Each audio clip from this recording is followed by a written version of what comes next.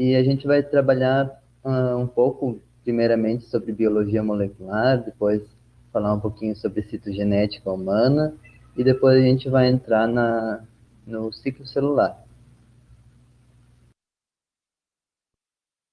Então, a primeira parte da aula, eu vou falar um pouco sobre o material genético. O que é esse material genético? O material genético, eles são os ácidos nucleicos. Os ácidos nucleicos, eles são moléculas bem compridas, bem extensas, que são formadas por vários pedaços menores. Então, em química, a gente chama isso de polímero. Então, os ácidos nucleicos, eles são de dois tipos, DNA ou RNA. Os organismos vivos, que a gente chama de organismos vivos, por exemplo, reino Monera, reino plant, reino protista, reino animal, reino fungi, eles têm DNA como a principal molécula do material genético deles. E a partir desse DNA, eles produzem o RNA, que vai auxiliar depois na fabricação de proteínas, como a gente vai ver em seguida. Mas os vírus, às vezes, como o material genético deles, às vezes é só RNA, bem, mas é só para fazer a introdução da aula. Então, de um modo geral, a gente pode dizer que o material genético ele vai ser responsável por ter as informações para a fabricação das proteínas. Então, o que vão ser essas proteínas? As proteínas, elas vão ser basicamente todas as operadoras do nosso organismo. As proteínas, elas fazem parte, as enzimas fazem parte das proteínas e as enzimas fabricam substâncias, degradam substâncias, catalisam substâncias. Então, todos os processos biológicos que os organismos vivos têm a atuação das proteínas. E essas proteínas, por sua vez, sendo proteínas, essas enzimas, desculpa, por sua vez, sendo proteínas, são produzidas a partir de uma receita contida no material genético, no DNA. Então, o DNA, às vezes aparece a sigla ADN, que DNA em inglês é Desoxyribonucleic Acid. E ADN, então, seria em português de Portugal, por exemplo. Eles gostam de usar bastante ADN, ácido desoxirribonucleico. Então, ele é uma fita dupla, como a gente pode ver aqui. Tem essa fita vermelha, uma fita da molécula de DNA, e a fita azul é a outra fita da molécula de DNA. Então, é uma dupla hélice, ele é duplamente helicoidal, vai fazendo giros, assim como se fosse o espiral do caderno. Só que é como se fossem dois espirais do caderno unidos. E como acontece essa união dessas duas fitas de DNA, fazendo uma molécula só, compondo uma molécula só? Esse DNA, então, como eu disse, ele é composto por partes menores, que são chamados de nucleotídeos. Aqui a gente pode ver o exemplo de um nucleotídeo. O nucleotídeo ele é composto pela base nitrogenada, nesse caso a adenina, por um açúcar, uma pentose. Esse R, se ele não tiver um grupo OH, ele é chamado de desoxirribose. E assim, como nesse caso, se ligando à timina, vai compor o DNA. Então, o DNA, o açúcar que compõe o DNA, é a desoxirribose. Nesse carbono aqui, da molécula do açúcar, ela não tem um grupamento OH. Depois a gente vai ver que os RNAs, por sua vez, sim. Então, é composto basicamente por base nitrogenada, açúcar, a pentose, no caso do DNA, desoxirribose, e o grupamento fosfato. Então, no DNA, sempre a base nitrogenada adenina vai se ligar à base nitrogenada timina. E a base nitrogenada guanina vai sempre se ligar à base nitrogenada citosina. Então, aqui a gente pode ver que tem 3 ligações de hidrogênio, 3 pontes de hidrogênio entre a guanina e a citosina, e a adenina e a tina apenas 2. Então, depois a gente vai ver em relação à duplicação do DNA e também na fabricação de RNA, que sempre começa nesse lado mais frágil da molécula de DNA, quando ele vai se romper para fazer a duplicação dele ou a fabricação de RNA.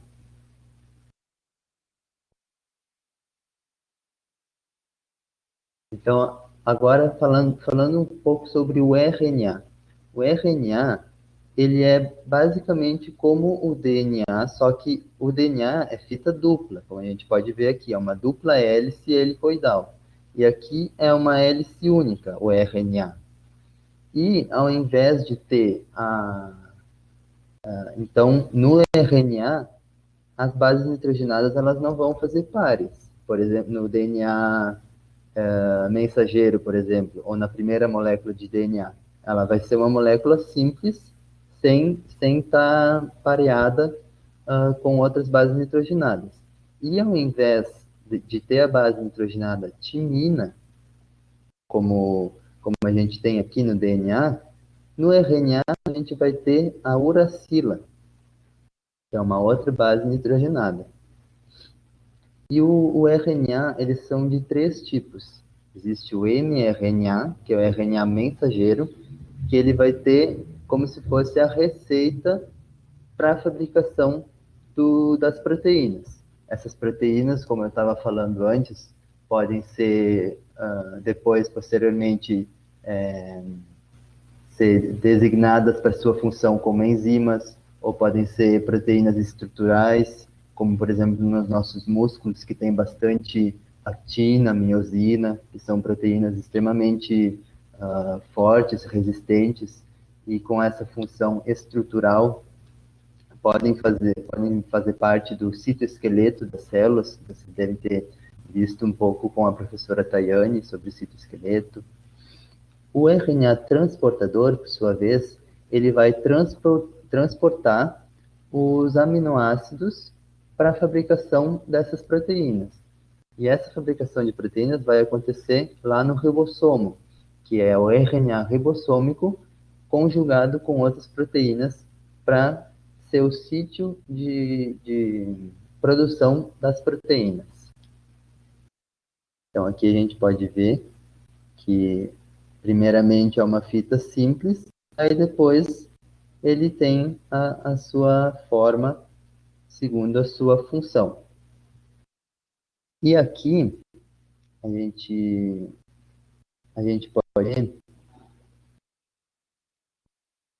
aqui no carbono 2, vocês enxergam que tem um grupamento OH, então isso aqui é um nucleotídeo de RNA.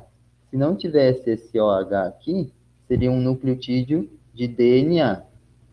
Outra coisa que eu vou pedir para vocês se atentarem é para essa numeração aqui, ó. 3 linha, 5 linha. Depois vocês vão entender por que eu estou falando isso.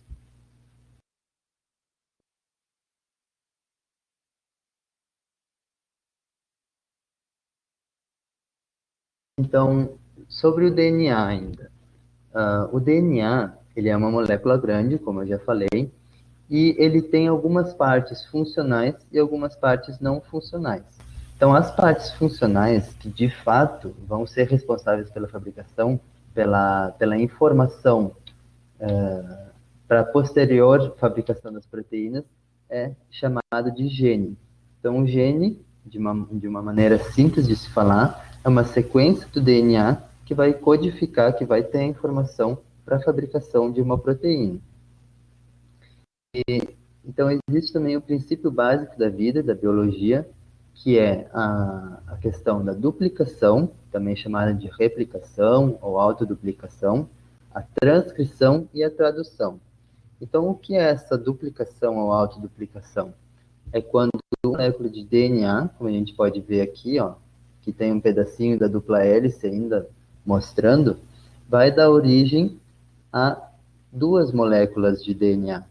Então, é chamado de autoduplicação ou replicação do DNA. E aqui vocês estão vendo o 5' e o 3' que eu pedi para vocês lembrarem. Então, sempre o 5', que vai ser a nova molécula que vai estar sendo ligada nesse DNA, ela sempre vai ter essa porção terminal dela 5'. Então, se aqui é 5', que é aquela questão do carbono, ó, do carbono na pentose, o outro lado dela vai ser 3'. Então, qual é a principal enzima? Aqui tem várias enzimas, né? Ó, que eu falei para vocês se atentarem à sigla, ó, ADN é a mesma coisa que DNA. A principal enzima é a DNA polimerase. Então, o que significa? Ó, a gente já pode ver pelo significado da palavra. DNA polimerase. Ela vai ser a enzima responsável por fazer o polímero do DNA. Então, ela vai adicionando novos nucleotídeos e assim polimerizando, fazendo com que o DNA se torne um novo polímero. Dessa vez, duas fitas de DNA. Depois, tem a transcrição, que ao invés de produzir duas novas fitas de DNA, esse DNA ele vai se abrir também, começando lá pela ligação de adenina com timina, lembra? Que é uma ligação mais fraca. E, ao invés de formar uma nova fita de DNA, vai formar uma fita de RNA. E por que vai formar essa fita de RNA? Esse RNA, como eu falei para vocês, pode ser ou mensageiro, transportador ou ribossômico, mas se ele for um RNA mensageiro, ele vai ter as informações para a sequência dos aminoácidos que vão compor uma proteína. Então, ele vai sair do núcleo, depois eu vou mostrar melhor para vocês, vai sair do núcleo, vai lá no ribossomo, vai se ligar ao ribossomo e o ribossomo vai ler esse RNA mensageiro. E no momento que o ribossomo estiver lendo esse RNA mensageiro, o RNA transportador vai estar transportando, trazendo aminoácidos para essa molécula que ele está fabricando, essa proteína. E então esse processo de produção de proteínas a partir do RNA mensageiro, a partir dos RNAs, é chamada de tradução. Então, só para continuar, complementar a questão da duplicação, que a gente pode ver uma fita dupla de DNA. Esse pedaço aqui é como se ele fosse esse pedacinho azul aqui, ó, bem pequenininho. Esse DNA ele é enrolado duas vezes em um conjunto de proteínas que são chamados de grânulos de histonas. Aqui a gente pode ver uma fita simples que a gente pode chamar de cromossomo simples. Então, depois a gente vai ver melhor. Às vezes eles chamam de cromossomo apenas isso aqui, ó, apenas o cromossomo condensado e duplicado. Mas também pode se chamar essa fita simples de cromossomo também. E a junção dessas várias fitas simples de DNA, desespiraladas, né, bem compridas, no núcleo, é chamado de cromatina. Então, essa fita simples eu também poderia chamar de cromatina. E aqui a gente pode ver que essa cromatina ela está duplicada, ligada aqui pelo centríolo, pelo centrômero. E o que acontece aqui? O que aconteceu aqui? Aconteceu a duplicação do DNA por esse sistema aqui.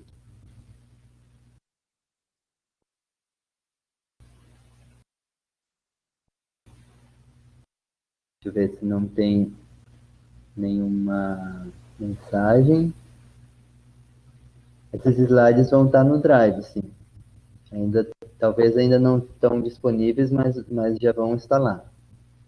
Ah, sim, a professora Tayane já respondeu. Bom, então aqui a gente tem a questão da transcrição. Antes, quando era a replicação, era DNA polimerase. Agora vai ser a RNA polimerase. Ela vai fazer também um polímero, uma molécula composta por várias partes menores, vários monômeros, que são os nucleotídeos, mas esse novo polímero vai ser o RNA. Então, é RNA polimerase que vai fazer a transcrição. E vocês podem ver aqui, ó, cada, cada três bases nitrogenadas, cada três nucleotídeos aqui, representados pelas letras de cada base nitrogenada, é chamado de códon.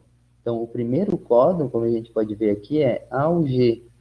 Esse códon, ele sempre vai ser o códon de início. Ele é chamado de códon de início.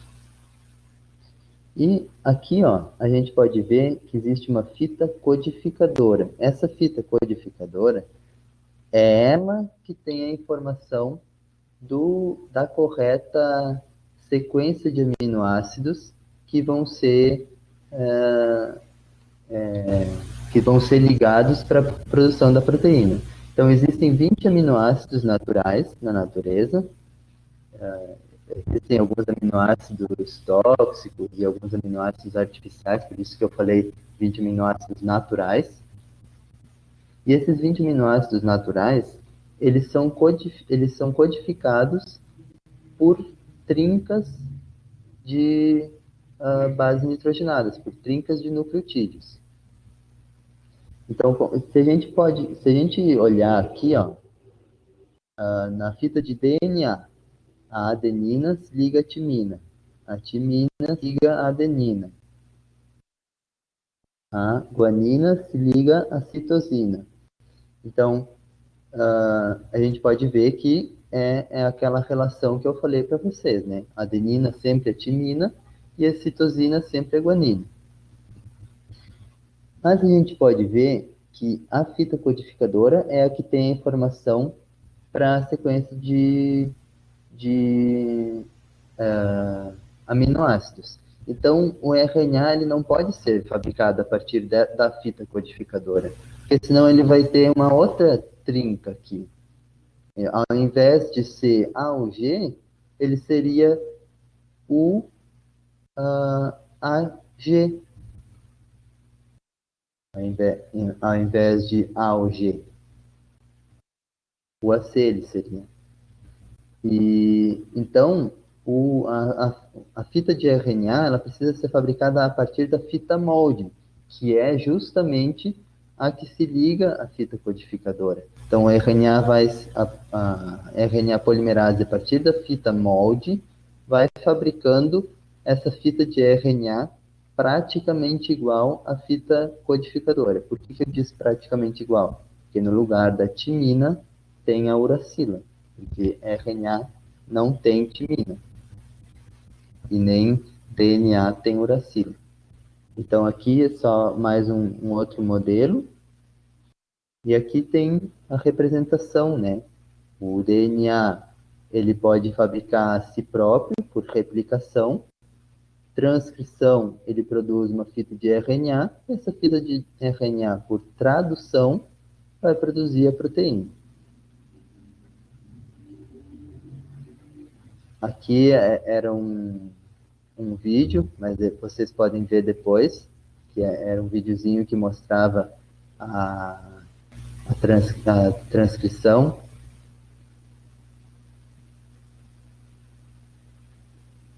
Então aqui, ó, falando um pouquinho mais sobre a tradução. Aqui eu falei dos códons, né? Códon AUG, códon de início, é o primeiro códon sempre em todos os organismos.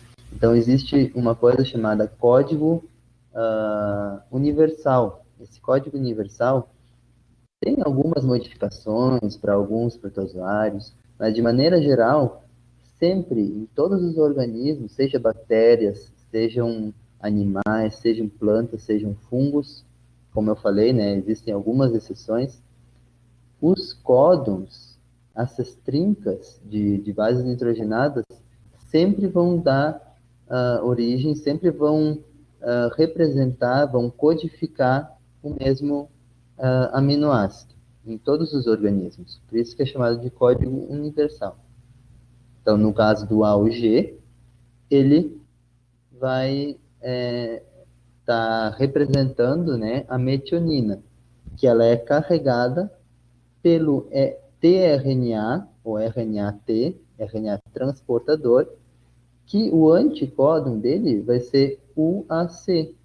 Lembram que vai ser o contrário, que ela precisa se ligar? E aqui, então, a metionina se liga a outro aminoácido, aqui no caso eu acho que é fenilalanina, e assim vai produzindo a proteína. Polipeptídeo primeiro e depois a proteína, né?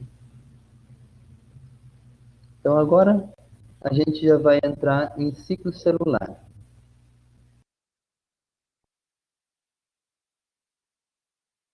Então, primeiramente, vocês conseguiram entender a questão de tradução, transcrição, replicação?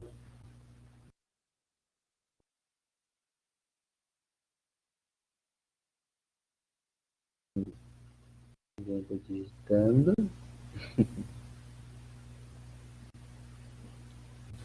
Tá bem, Joyce. Obrigado. Vou continuar aqui, então. Então, agora falando sobre ciclo celular. Então, eu comecei falando sobre essa molécula que existe dentro do núcleo da célula. Claro que núcleos apenas células eucarióticas apresentam, né? Mas bactérias que apresentam uma célula procariótica, elas também vão ter o seu material genético, o seu DNA.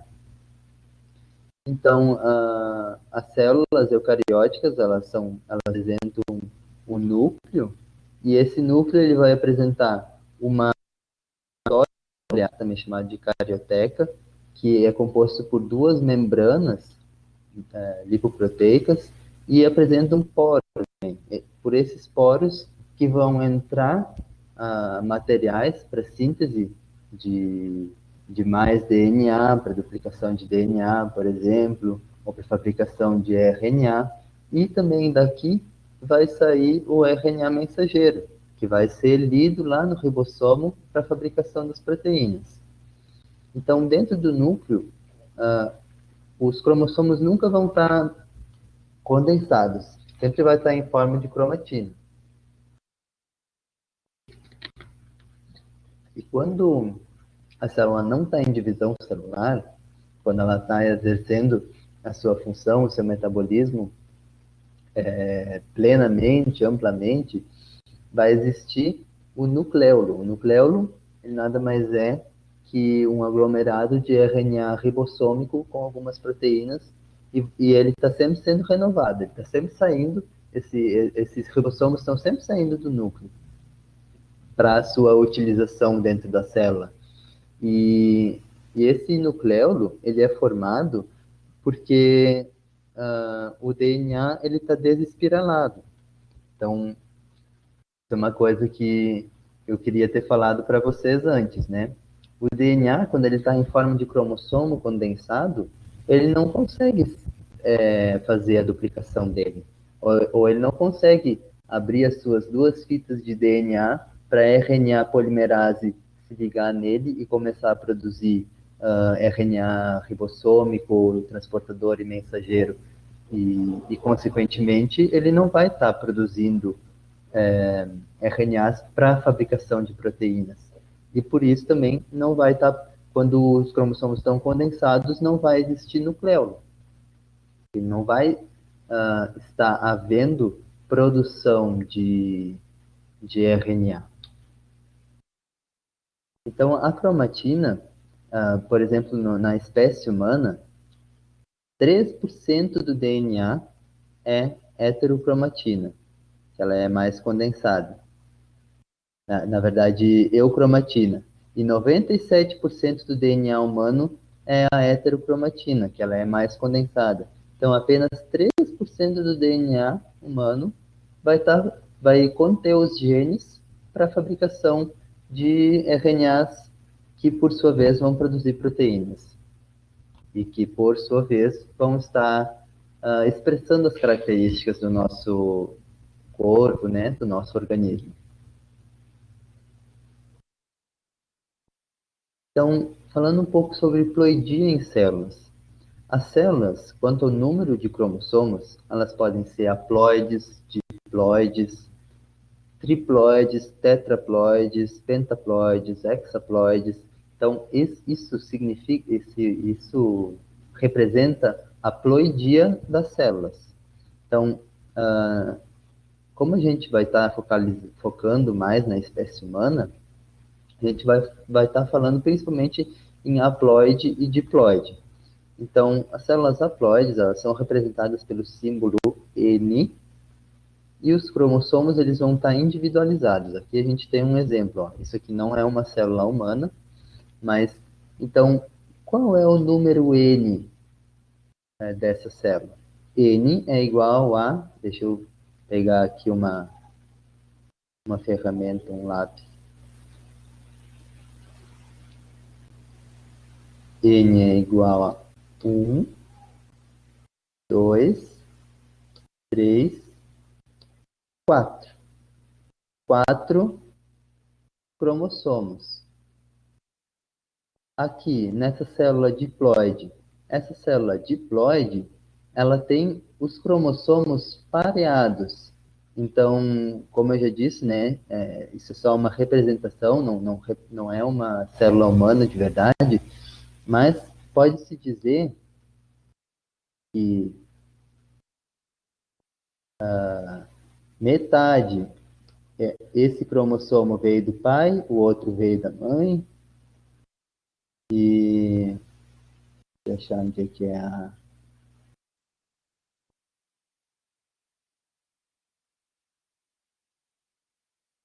borracha.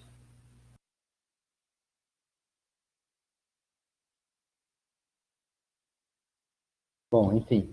Nas células diploides, então, a gente pode dizer que um grupo dos cromossomos veio da célula gamética feminina, veio da mãe, e outro grupo de cromossomos veio da célula gamética masculina. Quando unidos, eles formam uma célula, como são duas células haploides, quando unidos, eles formam uma célula diploide. E aqui, então, falando um pouco sobre citogenética humana, os gametas, eles são haploides. Então, eles apresentam apenas um grupo de cromossomos. Eles apresentam os cromossomos individualizados. As nossas células somáticas, que são as células do nosso corpo em geral, que não são as células reprodutivas do nosso organismo, elas apresentam 46 cromossomos. Então, é o dobro. Então, ó, 23 é igual a N. Como as células somáticas são diploides, ou seja, 2N, então 2 vezes 23, 46. Então, a gente chama de 23 pares de cromossomos, porque esses cromossomos aqui, ó, esse par aqui, esse par de pequenininhos, esse outro par aqui e esse par aqui embaixo, são chamados de cromossomos homólogos. Por que homólogos? Porque eles fazem, é como se fosse o mesmo cromossomo, só que um veio de um organismo, o outro veio de outro. Eles são cromossomos homólogos, eles apresentam os mesmos genes para a fabricação de RNAs e, por consequência, para a fabricação de proteínas. E então existe o termo cariograma, que é isso aqui, ó. Cariograma nada mais é que eles extraem o DNA na fase quando os cromossomos estão duplicados. Então tem duas cromátides, depois a gente vai falar melhor sobre essa terminologia. Então, esses dois são cromossomos homólogos e eles apresentam 4 cromátides. Então, eles extraíram esse DNA das células e fizeram uma micrografia e depois recortaram esses cromossomos e fizeram eles numa folha. Isso é cariograma. E também esse cariograma ele representa o cariótipo de homem, ó. Aqui tem os cromossomos sexuais, X e Y. O Y é um cromossomo bem pequenininho. Se fosse uma mulher, teria outro cromossomo do mesmo tamanho e estrutura que este X aqui. Porque a mulher, o cariótipo da mulher, são 22 autossomos mais um par de cromossomo sexual. Então, esse 22AA são de cromossomos não sexuais, os autossomos. Enquanto os cromossomos sexuais são chamados também de alossomos. E o homem, então, ele apresenta 46 cromossomos, e sendo o par sexual XY. Então, agora começando, de fato, a falar sobre o ciclo celular. Então, o ciclo celular, ele nada mais é que o período em que inicia o surgimento de uma célula até quando ela vai originar duas novas células. Então, o ciclo celular, ele começa aqui, ó. Começa no início de uma fase chamada G1. Então, existe uma grande fase do ciclo celular que é chamado de intérfase. Nessa fase intérfase, não há a divisão celular. Já na fase em que há divisão celular, a gente chama de mitose. Tá? Essa é a fase em que há divisão celular. Essas plaquinhas aqui de pare vão ser os estágios onde vai estar havendo uma verificação sobre a correta quantidade de materiais para a continuação do ciclo celular. A gente vai ver em seguida.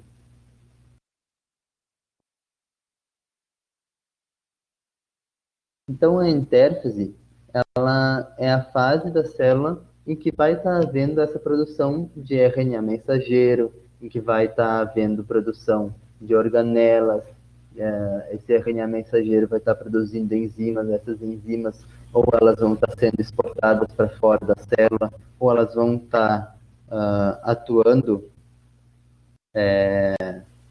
ou elas vão estar atuando dentro da célula, no metabolismo celular.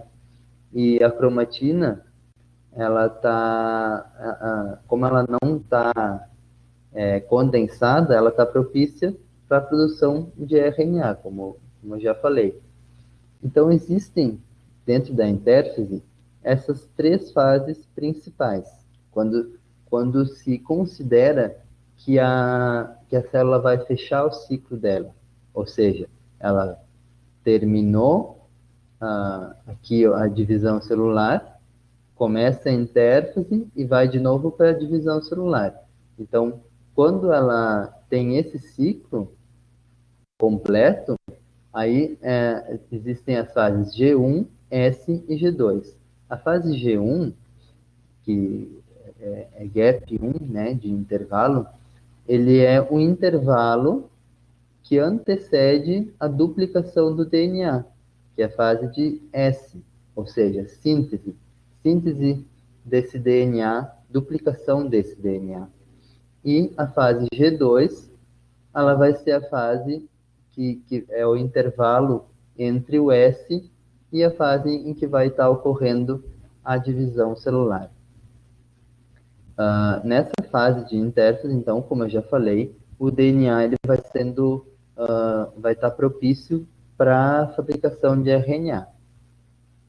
E aqui, como eu falei antes, né, naquelas plaquinhas de pare, são os pontos de checagem.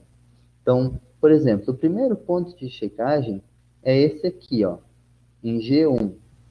Se o DNA tem algumas alterações, se a célula não tem a quantidade suficiente para continuar o seu ciclo celular, né, a duplicação desse DNA, ou até mesmo por características das próprias células, esse G1 ele vai entrar num ciclo de G0, que é esse aqui, como a gente podia ver aqui no slide anterior, ó, que tem um ponto de checagem se a célula não está em condições adequadas para duplicação do DNA, essa célula fica em G0.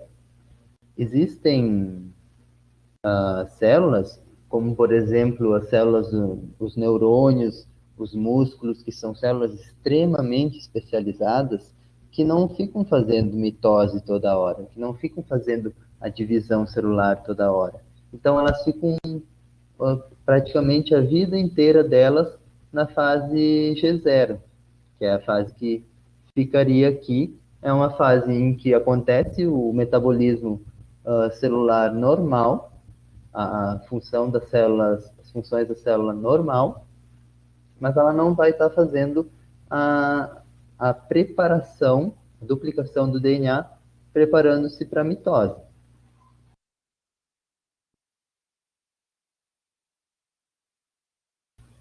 Então, continuando aqui sobre o ciclo celular, no caso de um tipo de divisão celular, que é chamado de mitose, a gente chama que a mitose divisão celular equacional, ou seja, uma célula mãe produz duas células filhas com a quantidade de DNA idêntico a ela.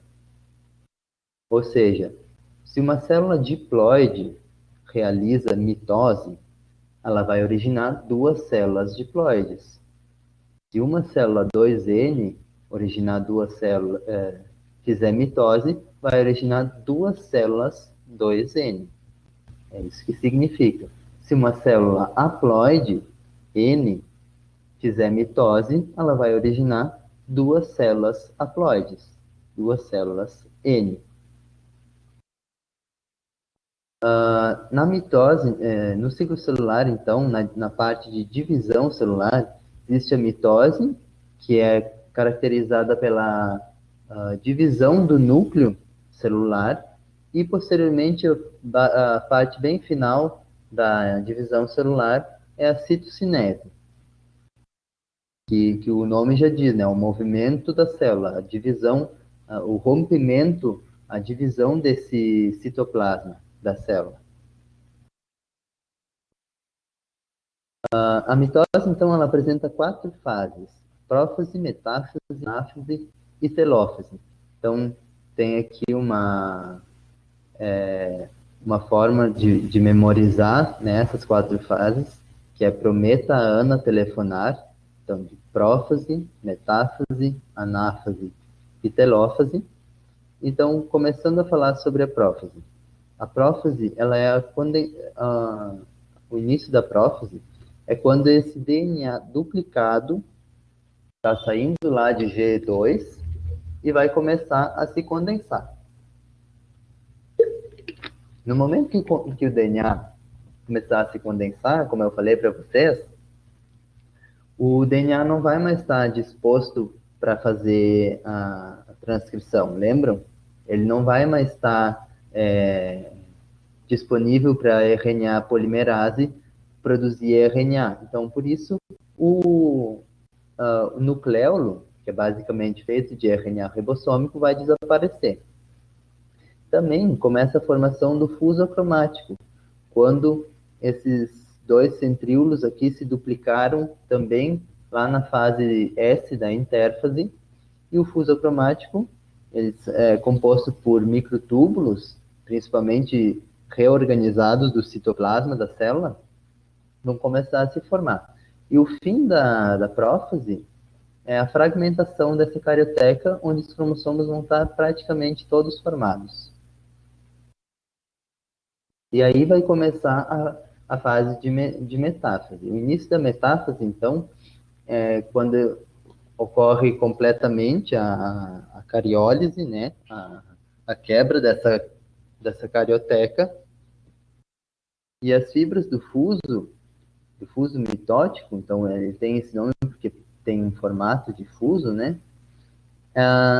ele vai se ligar no, numa proteína chamada cinecótero, no centrômero dos cromossomos duplicados e condensados, e vai alinhar eles na placa metafásica. E por isso que tem o nome de metáfase, porque ela fica como se fosse na metade, no eixo equatorial da célula.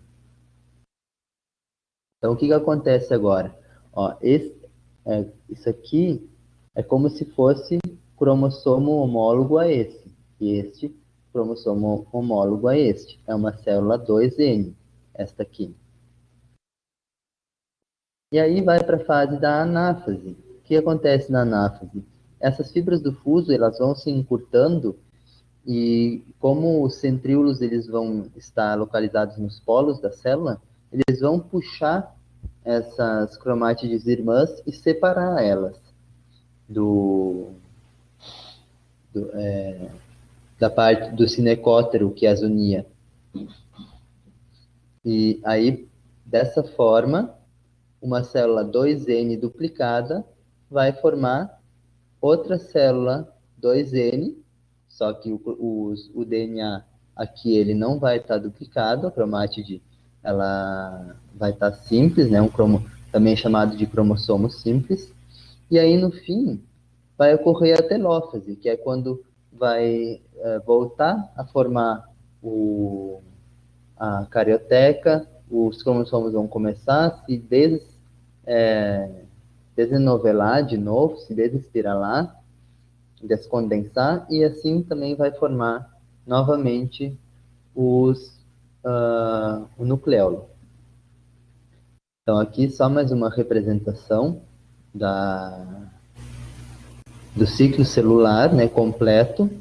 Então, a fase da mitose, aqui ela está representada bastante, mas se a gente for ver o tipo dela, ela é a menor fase do ciclo celular. A maior fase é sempre a intérfase, G1 e a duplicação do DNA, S. Mas isso também depende das células, né? Como eu já falei. E aqui, então, tem a citocinese, né? A divisão dessa célula. Então, só para complementar, em plantas, essa citocinese ela vai começar por uma placa que fica no meio da célula e vai crescendo para fora. Então, é chamada de centrífuga. No caso dos animais, é como se aqui no meio formasse uma cinta que fosse enforcando essa célula. Então, é chamada de centrípeta.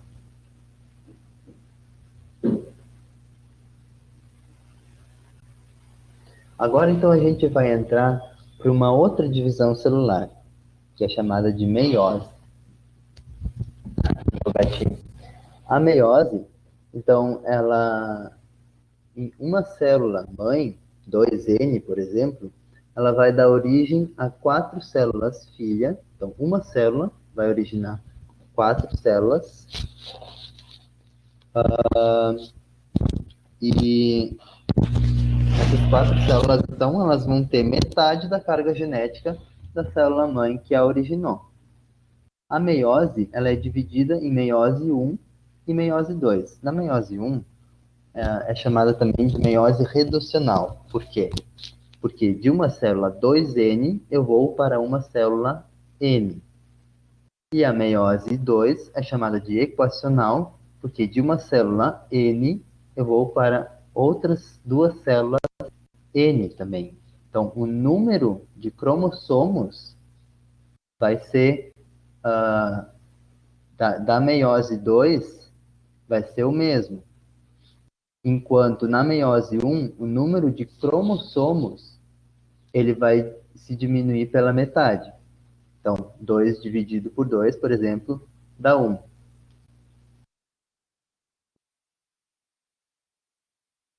Então, falando aqui sobre a prófase, elas têm 5 subfases. Esses termos aqui, essas 5 subfases, a mais importante, que eu até marquei aqui, que eu circulei aqui, tá bem, Tayane? É o paquíteno. O que acontece nesse paquíteno? Então, vamos começar lá pelo leptóteno zigóteno. No leptóteno, os cromossomos estão começando a se espiralar, a se condensar. No zigóteno, os cromossomos homólogos, ou seja, aqueles cromossomos que apresentam os mesmos genes que eu comentei com vocês, eles vão se parear, eles vão ficar mais ou menos grudadinhos. E eles ainda vão estar lá se condensando, vão estar lá formando uma molécula mais unida. Nessa fase, eles podem trocar partes do seu braço. Então, o cromossomo, ele apresenta essas estruturas, elas são chamadas de braços, né? Então, por exemplo, aqui tem um braço maior, um braço menor de uma cromátide. Então, quando há essa troca de pedaços das cromátides, é chamada de permutação ou crossover ou crossing over. E a permutação ela é muito importante, isso cai bastante em provas, porque ela gera mistura genética, ou seja, digamos, um cromossomo veio do pai, o outro veio da mãe. Quando ocorre o crossing over, lá na fase da meiose, quando vai estar produzindo células gaméticas, por exemplo, novos gametas, vai tá sendo misturado o DNA lá do vô materno com o lado da avó paterna, por exemplo. Então, vai ocorrer uma variabilidade genética. Aí, posteriormente, depois do paquíteno, tem o diplóteno e a diacinese. No diplóteno e diacinese, vai ter como se eles estivessem assim, ó, que nem quando o pai leva a noiva para o casamento, para o altar, eles estão assim com os bracinhos dados. Então eles continuam com esses bracinhos dados, chamados de quiasmas, com as partes trocadas, partes já estão trocadas, já estão soldadas, já está tudo certo. Mas eles ficam abraçadinhos ainda. Isso é muito importante para manutenção desses cromossomos homólogos unidos em pares, até lá na meiose. Então, o que acontece lá na meiose? Quer dizer, na metáfase 1. Então, na metáfase 1, as fibras fusam de um lado, de um polo da célula, vai se ligar ao, ao centrômero de um cromossomo. E, enquanto do outro polo, vai se ligar a esse centro do cromossomo homólogo a ele. E assim também para os outros cromossomos homólogos. Então, na parte da anáfase 1, os cromossomos homólogos que vão ser separados, e não as cromátides. Isso em anáfase 1. Então, os cromossomos homólogos vão ser separados. E então, portanto, de uma célula 2N, ou seja, um grupo de cromossomos que veio do pai e outro grupo de cromossomos que veio da mãe, eu vou para duas células N. Ou seja, um grupo é como se esse grupo tivesse vindo do pai e esse grupo tivesse vindo da mãe, mas daí também trocou um pouco de material genético lá no crossing over.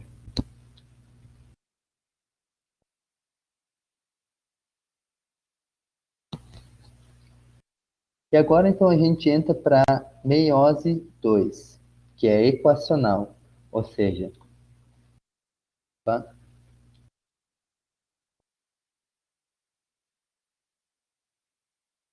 Nessa meiose 2, a célula ela vai gerar duas células, cada célula formada, né, são formadas duas células derivadas da meiose 1, elas vão originar cada uma duas células com o mesmo número cromossômico, com o mesmo número de DNA, de cromossomos, que foi originado lá no fim da meiose 1. Então, de um cromossomo, de uma célula N, porém com os cromossomos duplicados, eu vou ter duas células N. Por isso, por isso essa fase da meiose é equacional. Só que aqui no final eu vou ter duas células N, entretanto, com as cromátides simples, não cromossomos duplicados. Aí depois da telófise, quando ocorrer a citocinese, aí sim ela vai entrar novamente em G1, em S, e quando entrar em S, ela vai realizar a duplicação desse DNA. Mas isso também depende, né? Por exemplo, se for da espécie humana, essas células aqui vão ser células gaméticas. Então, elas vão ser destinadas para se unirem a outras células gaméticas, que quando ocorrer a fecundação. Mas isso que eu falei também não está errado. Que ela vai entrar em S, vai entrar em G1, depois S, aí G2, e então em mitose, isso pode ocorrer, por exemplo, na meiose zigótica. Então, na meiose zigótica, o que acontece? Duas células haploides, duas células N cada uma, se fundem. Aí elas formam 2N. Essa célula 2N imediatamente vai realizar a meiose. Realizando meiose, essa célula 2N, ela vai originar quatro células N. E essas quatro células N vão ser os novos indivíduos que ela vai estar originando. Os novos fungos, os novos, ou dependendo, né? Podem ser algumas espécies de fungos, algumas espécies de protozoários fazem isso, e algumas espécies de algas também fazem isso. Assim como a meiose, também ela pode ser espórica, ou seja, ela vai originar esporos. Então, isso acontece em algumas algas, algumas espécies de algas, e nas plantas em geral. Todas as plantas, elas realizam a meiose espórica, originando esporos. Esses esporos são N, são haploides, e vão originar uma fase da planta chamada de fase gametofítica, que é uma fase haploide em que ela não precisa ter cromossomos duplicados para existir. Sim, ela existe de maneira haploide e posteriormente no seu estágio reprodutivo ela vai originar gametas por mitose. Lembram que a mitose gera duas células igual geneticamente à célula mãe?